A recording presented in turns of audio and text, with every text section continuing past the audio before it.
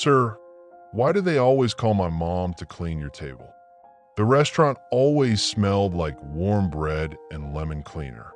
Not the luxurious kind of place with chandeliers and velvet chairs. No, this one was small, tucked between a laundromat and an old pharmacy. The kind of place people pass every day but rarely notice. Plates clinked, forks scraped quietly. Music played softly from an old speaker near the counter. Something gentle, something meant to make people stay longer.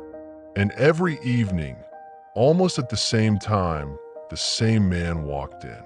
A millionaire, but no one here knew his name. He wore tailored jackets, simple dark coats, and a watch that cost more than the entire restaurant's month of rent. He never raised his voice. He never demanded anything. He simply sat at the back table, the one near the window, and read while he ate. To most people, he looked cold, detached, untouchable, but there was one person who always noticed him differently. A boy, maybe 7, maybe 8.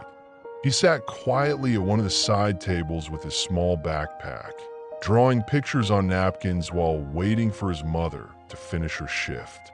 His mother didn't cook. She didn't serve meals. She didn't take orders. She cleaned, always quietly, always fast, always invisible. Her hands smelled like soap and metal. Her shoes squeaked on wet floors. Her shoulders were always slightly bent forward, as if the day itself was heavy. Sometimes customers never looked up when she wiped crumbs next to their elbows. Sometimes they moved their feet without saying thank you. Sometimes they didn't even notice when the bucket splashed against her ankle and soaked her jeans. She would only smile, nod, and keep working. But every night something strange happened. Whenever the millionaire finished his meal, whenever he stood and left the table behind, the manager's voice echoed across the room. "Call her. Tell her to clean that table." Never anyone else. Always her, even when other staff members were closer, even when she was already busy with another mess. And she always hurried, always came running, breath slightly unsteady, wiping sweat from her forehead with the back of her wrist. One night, the boy had finally watched enough. He saw the crumbs. He saw the spilled tea. He saw the fork that slipped onto the floor. And he saw his mother kneel again, quietly scrubbing like she was apologizing to the world. He slid off his chair and walked toward the back of the restaurant. His footsteps were so small the millionaire almost didn't hear them, until the boy stopped beside his chair. He tugged the man's coat sleeve, very gently. The millionaire lowered his book. Their eyes met. No fear, no anger, just a child holding a question that had lived too long inside his chest. His voice was barely more than a whisper. "Sir, why do they always call my mom? To clean your table?" The restaurant grew quieter. The fans hummed. The manager froze behind the counter. Even the cook paused as if a sizzling pan had suddenly fallen silent. The millionaire didn't answer at first. He studied the boy, the scraped shoes, the slightly oversized sweater, the tired eyes that didn't belong on a child. And then he looked at the mother. She stood frozen mid-motion, cloth still in her hand, cheeks burning with quiet shame. She shook her head slightly. "Sweetheart, go sit down." But the boy didn't move. He swallowed, and then, more quietly, as if afraid the question might disappear if he didn't finish it, he continued, "Did she do something wrong?" No trembling, no anger, just confusion that hurt. Because in his world, they only called people out when they'd made mistakes.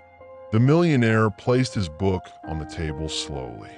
He stood, not with power, not with arrogance, but with deliberate gentleness. He crouched so he could look the boy directly in the eyes. "What's your name?" "Leo," the boy whispered. The man nodded once. "Leo, your mom didn't do anything wrong." The boy blinked. His small fingers twisted nervously around the edge of his sweater. The millionaire straightened and looked toward the manager. His voice did not rise. He did not threaten. It was calm, dangerously calm. "Why?" he asked quietly. "Is she always the one cleaning this table?" The manager's smile looked forced. "She's just good at it. Fast, reliable. That's all." The man's gaze didn't leave her. Or is it because she never argues? No answer. He stepped aside, letting his eyes travel slowly over the restaurant. Other workers, younger, louder, more confident, leaning on counters when they thought no one watched, laughing between tables, taking breaks, while she moved like a shadow, always behind, always last, always quiet. He exhaled slowly, then looked back at Leo. "Sit with me." The boy hesitated. The mother panicked. "No, he shouldn't bother you, sir. I am sorry." But the millionaire gestured gently to the chair. "Please." Leo climbed up beside him, feet dangling. For the first time, someone allowed him to sit at that table. The table that always meant work. The mother stood frozen, cloth still shaking slightly in her hand. "You work nights," the man said softly. "And mornings too, sometimes?" She nodded. "How many days off?" She hesitated. "None." He looked around once more. Then he spoke, not to her, not to the boy, but to the room itself. Kindness should never be punished with more work. Silence wrapped the restaurant like winter. He turned to Leo. "They call your mom because she never complains, because she keeps her head down, because she works harder than anyone here." Leo looked from a man to his mother, as if finally understanding something heavy and unfair. And the millionaire continued, gently, "But that doesn't mean she deserves it." He pulled out his wallet, not full of cash, but a small black card. He placed it on the table. The manager's eyes widened. "What are you doing, sir?" He didn't answer. Instead, he looked directly at the mother. "How long have you worked here?" 2 years, she whispered. "Benefits?" She shook her head. "Health insurance?" She shook her head again. "Raises?" A weak smile. "Only when someone quits." He was silent for a moment. Then he said quietly, "Come sit." She froze. "Sir, I'm not." "You're allowed to sit," he said softly. "Just this once." She didn't move. People like her didn't sit next to people like him, until he gently pulled the chair out himself. Her hands trembled as she lowered herself down. Not because she was afraid of him, but because sitting felt forbidden. The boy leaned closer to his mother instinctively. The millionaire rested his palms on the table. "Your name?" "Mila." He nodded. "Mila, I don't give charity." Her jaw tightened. He continued, "But I don't tolerate exploitation either." The manager shifted nervously. "Sir, maybe..." The man raised one finger and the words died in her throat. His voice remained calm. "From today, she doesn't just clean." He looked back at Mila. "You've watched everything here. You know every corner, every table, every rush hour, every mistake." She blinked, confused. "You'll supervise evenings. Same hours, higher pay, 2 guaranteed days off." Her lips parted, as if she might argue, because life had rarely given her something without demanding something back. "Why?" she whispered. He smiled faintly. "Because your son asked the right question." Leo swallowed. His eyes glistened. The millionaire then slid a card across the table. A different one. Simple. White. If anyone here treats you with less respect than you deserve, you call me. The manager finally found her voice. Sir, you can't just, this is my restaurant. He turned. No, he spoke as gently as before, but colder. It's mine. The room shifted. Chairs stilled. Spines straightened. No one had known. He wasn't just another customer. He owned the chain, and he had been watching quietly, not the service, not the decor, but how people treated those who could not fight back. He stood, placed a tip on the table, enough to ease the month, but not enough to turn gratitude into dependency. Then he bent slightly toward Leo. Your mom is not being punished, he said softly. She's finally being seen. Leo nodded, gripping his mother's sleeve. The millionaire turned to leave. But halfway to the door, he paused. Look back. And for the record, he added gently, they didn't call her to clean my table because she was the weakest. They called her because she was the strongest. He walked out into the night.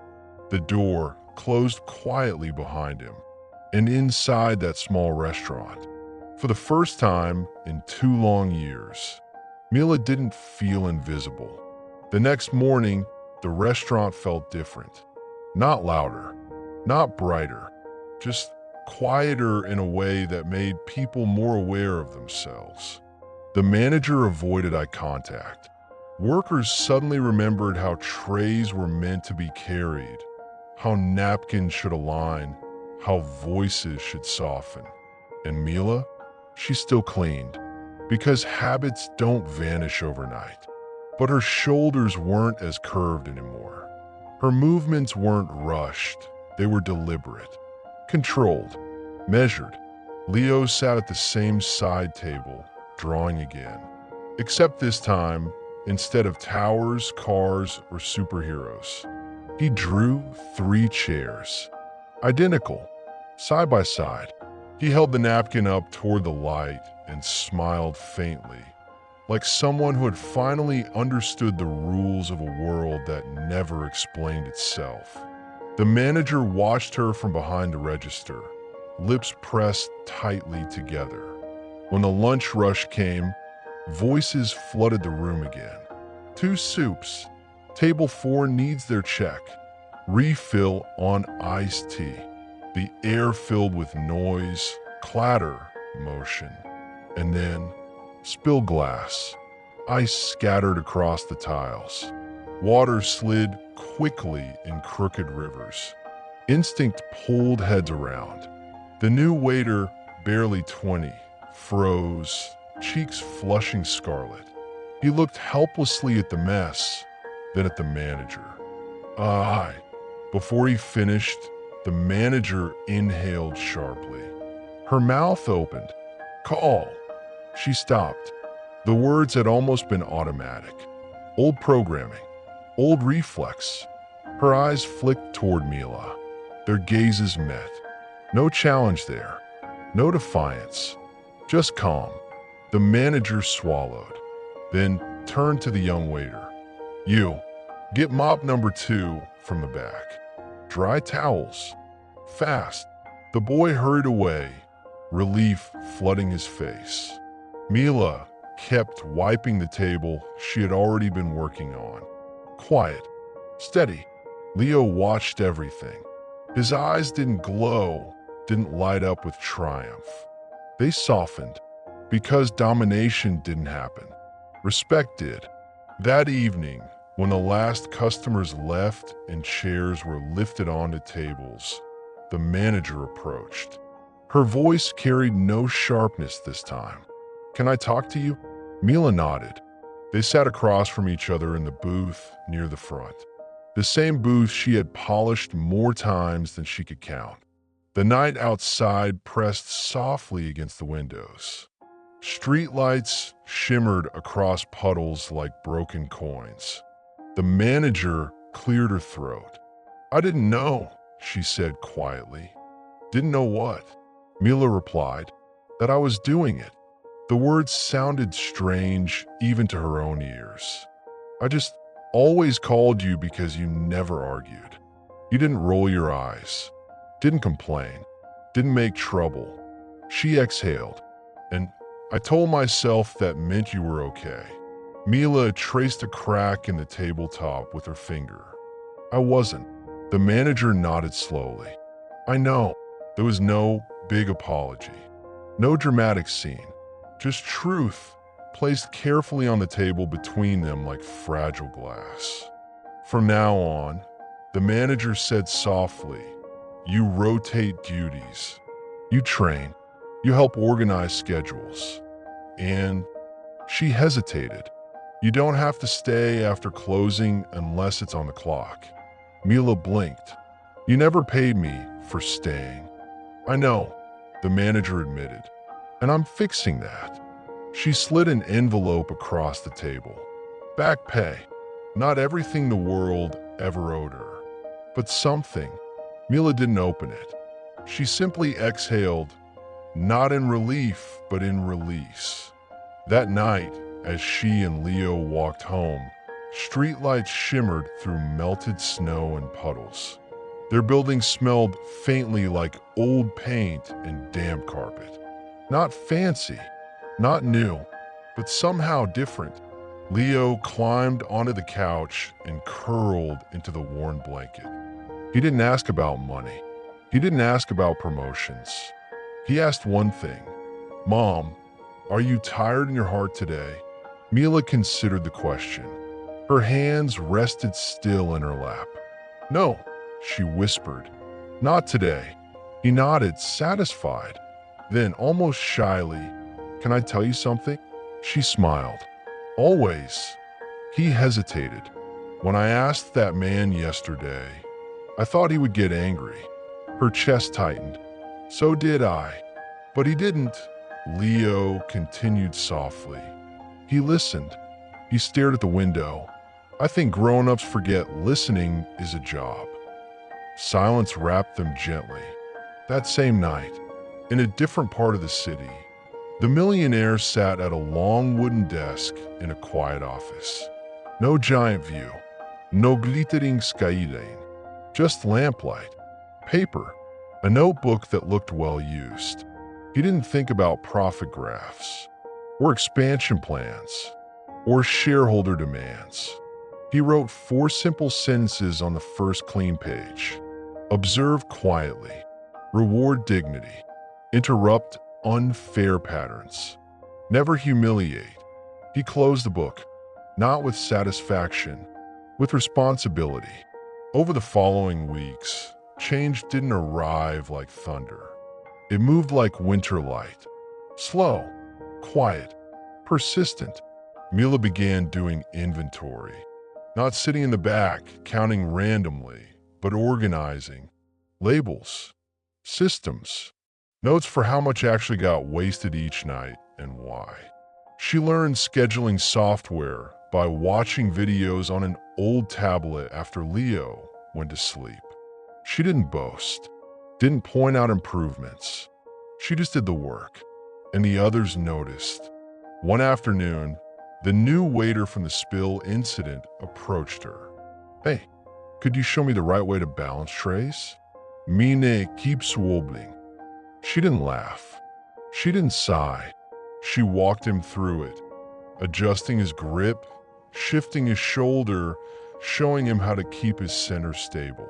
Patient, kind, not superior.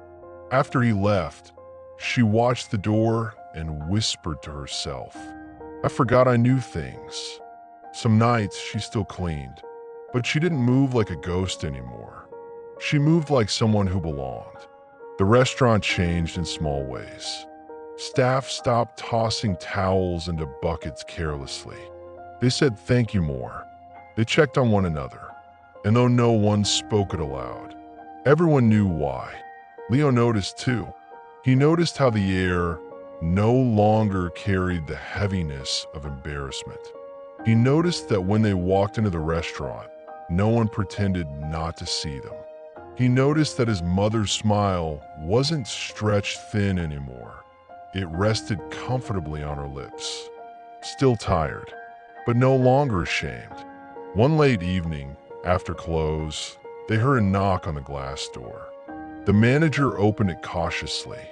A delivery guy stood outside with a large box. Drop off for the evening supervisor? Everyone turned. Mila frowned.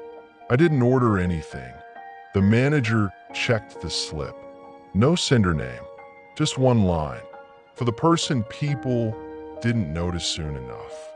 Inside was a pair of supportive shoes. Not expensive, not flashy, but built for someone who spent hours on their feet. Along with a simple handwritten note. Strength should not hurt. She didn't cry. She just placed her hand gently over the card. And for the first time, someone saw exhaustion not as weakness, but as proof of resilience. Weeks later, on a rainy afternoon, like the one when everything began, the millionaire walked back into the restaurant. He took his usual seat by the window. No annoncement, no dramatic return. Leo spotted him first. His eyes widened slightly, not with hero worship, but with familiarity. He walked over, not tugging sleeves this time, not whispering, just standing tall beside the table. The man smiled. Hello, Leo. He glanced around. Things looked different. Leo nodded. They're quieter, he thought for a moment, and happier. The man turned his gaze toward the counter. Mila stood speaking calmly with a supplier on the phone, one hand flipping through paperwork, the other pointing directions to the new busser. Confident, grounded, unrushed. When she noticed him, their eyes met. She didn't stiffen. She didn't shrink. She walked over, stood beside the table, and said softly, "Good evening." He nodded politely. "How has work been?" She took a breath, not to complain, not to impress, just to answer truthfully. Fair. It was the truest word she could think of. Not perfect, not miraculous, just fair. He smiled faintly. That's harder to build than luxury. Leo rested his chin on the back of the chair. Sir? Yes. The boy hesitated. Did you always help people? The man shook his head. No. Why now? He thought carefully. When I was young, I watched someone work until they broke. Everyone said they were strong. No one asked if they needed help. He paused, and I promised myself, if I ever had power, I wouldn't pretend not to see. Leo nodded slowly, as if filing the sentence away for later. And that was all. No speech, no applause, just understanding shared quietly across a small restaurant that smelled like warm bread and lemon cleaner. Outside, rain tapped the window, soft and steady, like a reminder that change rarely arrives loud. Sometimes it begins with a boy who asks one honest question and a man who doesn't pretend not to hear. Winter moved in without asking permission. It settled on rooftops, slid down window glass, and slipped into the small cracks of old buildings. Like a guest who never knocks, the restaurant stayed warm, not just from the ovens, but from something else, something steadier, routine, respect, a new rhythm that no one announced, but everyone felt. One evening, snow drifted in soft spirals outside, thickening the world into quiet. Inside, the last customers wiped crumbs from their plates and pulled on scarves.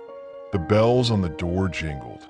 As the night finally emptied, Mila stacked the menus, hands moving slowly, without hurry. Leo sat, at the corner booth, drawing again. But tonight, he wasn't sketching chairs. He was drawing people, not superheroes, not kings, just people. The dishwasher, the new waiter, the cook who pretended to be grumpy, but saved extra fries for kids. The manager, standing straight but softer now. And at the far edge of the page, a man near a window, coat draped across the chair, hands folded loosely, present, quiet, watching, not controlling, not owning, just seeing. When he finished, he looked up. "Mom." She glanced over. "Yes." He held up the drawing. "Do you think this is what safe looks like?" Her breath caught. Not because. Winter arrived like it always does. Not suddenly, but quietly. First came the wind, then the early darkness, then the kind of cold that doesn't shout, but simply stays, settling into every corner of the city, until people forget what warmth used to feel like. The restaurant stayed open later during the holidays. People came and wrapped in scarves, faces pink, hands trembling around steaming mugs. For some, it was just dinner. For others, it was the only bright place in a very long day. Mila moved differently now, still humble, still quiet, but no longer small. Her posture had changed. Not taller, not prouder, just steadier. The schedule on the wall finally had her name, spread evenly across shifts. She didn't disappear into the back room anymore. She spoke. She trained new staff. When someone spilled a tray and froze in embarrassment, she knelt and said softly, "It happens. Let's clean it together." Not a leader by title, but by how she carried herself. And Leo watched everything. He noticed the way cooks now greeted his mother first. He noticed how the manager spoke, without that sharp edge in her tone. He noticed the heavy trash bags no longer always ended up in his mother's hands. And maybe most of all, he noticed something unfamiliar in their small apartment. Silence without fear. No rusing. No whispered counting of coins on the kitchen table. Just quiet. Warm quiet. The kind that lets sleep come easily. One night, snow pressed against the windows like powdered sugar. The clock showed nearly closing time. A few couples lingered, speaking in soft winter voices. The bell on the door rang, and the man in the gray coat walked in. Not loudly, not importantly, just like he belonged there, the same way everyone else did. He took his usual seat near the window. He removed his gloves slowly, as if unwrapping a moment. Mila approached with a notebook out of habit, but he smiled gently. "You don't need to take my order," he said. "You already know it." She smiled back. "Hot tea, no sugar, and soup first." He nodded, "But only if you sit down for a minute." She hesitated immediately. I can't. We're still open. I'm working." He tilted his head. "I spoke with the manager earlier. 5 minutes. That's allowed." She looked around, still unsure, but something in his voice didn't feel like a command. It felt like permission. She slid carefully into the opposite seat.